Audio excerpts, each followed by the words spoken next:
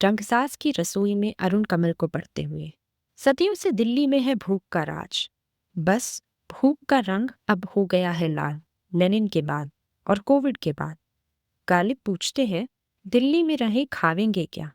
बस वही जो रंगसास की रसोई में पका, कुछ सच्चा, कुछ उम्मीद भरा, कुछ कड़वा, कुछ नमकीन। खैर, तब इस शहर में नालियां थीं, हर गली, हर सड़क से लगी। बारिश का पानी दौड़ता था उनमें, जाता था मिलने यमुना से, डॉल्फिनों से। फिर गंदी नालियां समझ सब ढकती किसी समझदार राजा ने। तब से रुक गया यमुना का बहाव। यहाँ आते आते यूं ही रुक जाता है सारा पानी। सिंचाई, जल विद्युत परियोजनाओं में बस बच जाती है एक बाढ़ केमिकलों की। हाँ, बस छत पर कुछ झाग दिखने लगता है सरकार के छोड़े पानी में, और रिवर फ्रंटों में बंधी नदी जो घुट घुट कर मर रही थी, फिर बहने लगती है जिंदा लाश सी। कहते हैं नदी को कुछ याद नहीं रहता, जब तक वह जिंदा रहती है बहती रहती है। जैसे दिल्ली को याद नहीं रहते नाम उन लोगों के जो मारे गए उसके रेलवे प्लेटफॉर्म पर मची भगदड़ में। वे बेचारे अंक तक न बन सकी किसी आंकड़े का, न उनका नाम ही दाखिल हुआ किसी लिस्ट में, और अगर हुआ भी तो लिस्ट ही बाहर ली गई सूखी नमूना और दे गई नकद ग्रेच्युटी परिवारजनों को। उनके परिवारजनों को बदले में ले ली खामोशी। इस नकद ग्रेच्युटी पर टैक्स भरना पड़ेगा क्या?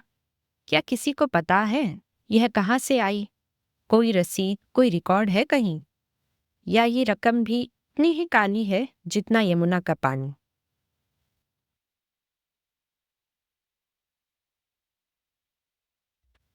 उसी यमुना का पानी जिसके किनारे है प्यासों की भीड़, उखड़े हुए दांतों, अनचाहे गर्भपातों की भीड़, दिन भर ठेला खींच थके पुराने गोदामों की पत्थर ईंटों पर सूखे शरीरों की भीड़, उन निष्कासितों की भीड़ जिनके घर पर चल चुके हैं बुलडोजर।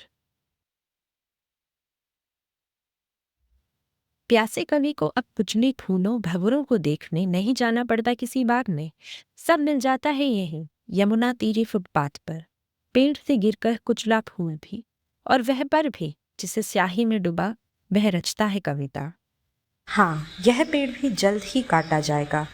इसके पत्तों पर अटकी है आखिर शहर भर की सीधी सड़कों की धूल। वे सीधी साधी पटरी पटरी सड़कें अब नहीं है यहाँ। अब कोई नहीं ओढ़ता असफलता का धूल कचरा। बुलडोजरों से कुचले घरों से उभर आए हैं सब ओर चक्करदार जीने, छल छल धन के। तो यह धूल भरी पत्तियों वाला पेड़ भी काटा जाएगा जल्द ही, सुंदरीकरण के लिए।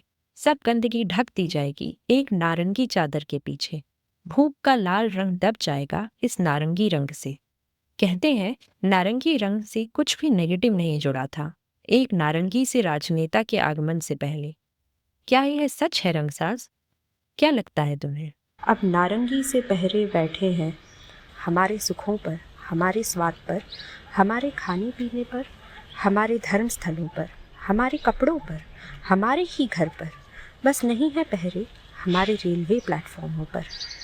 वहाँ अब भी सोने जाते हैं निष्कासित, अब भी टपरी पर बैठे पुलियाबाजी करते हैं कवि, और ट्रेन के डब्बों की खिड़कियाँ तोड़ते हैं नारंगी रंग के शॉल ओढ़े लाल भूख के मारे कुछ नौजवान।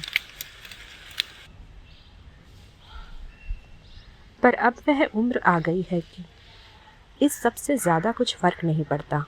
अब रोज़ ही खबरें आती हैं, किस किस को सुने, किस किस पर रुकें, किस किस पर दौड़ जाएं। पर कभी कभी अब भी लगता है उस ज़मीन की तरह जिसकी मिट्टी काढ़ ली गई हो, खोखल। कभी कभी इतना भर जाता है कलेजा, किसी पेड़ से झड़कर एक फूल उस पर गिरे तो फट जाए। क्योंकि कभी कभी खबर नहीं आती, आती है लाश, वही जो आंकड़ों में शामिल न थी, न ही जिसका नाम किसी सूची में छपा था, और अगर छपा था तो वह सूची। खैर, उसे सुकून मिल ही गया। ज़फ़र और इकबाल को भी मिला था। बच गए बस हम, अमृतकाल में अमर। कलश लिए अमृत का, तैरते लहरों पर जहरीले समुद्र की। ऐसे अमृतकाल में अमर, जहाँ ज़रूरी हो गया है कहना कि आओ, खुले हैं मेरे घर के दरवाजे, यहाँ कर लो पूजा, यहाँ पढ़ लो नमाज। कहीं और तो जगह बची नहीं, जलती बस्ती का आखिरी घर है ये। छत है अभी मेरी, रसोई है मेरी, जो चाहे पकाओ, जो चाहे खाओ। कल कल शायद ये भी ना रहे, तब मेरे लिए कोई तो घर खुला रखे, दिल में जगह रखे। लौटते हैं फिर रसोई में, कच्चा माल चाहे जहाँ से आया हो, छौंक यहीं का लगता है, छौंक ही उसे यहाँ का बना देता है, हिंदुस्तान का। यही है हमारी पहचान, पहचान जो झांकती है इन पन्नों से। कहीं और नहीं लिखी जा सकती ये कविताएं, हमारी विसंगतियों और त्रासदियों को परत दर परत उगाड़ती हैं ये कविताएं। कहीं और नहीं पक कर तैयार हो पाती, यहीं के पानी का स्वाद है इनमें, बस उबाल। यह उबाल यहाँ नहीं मिलता आजकल।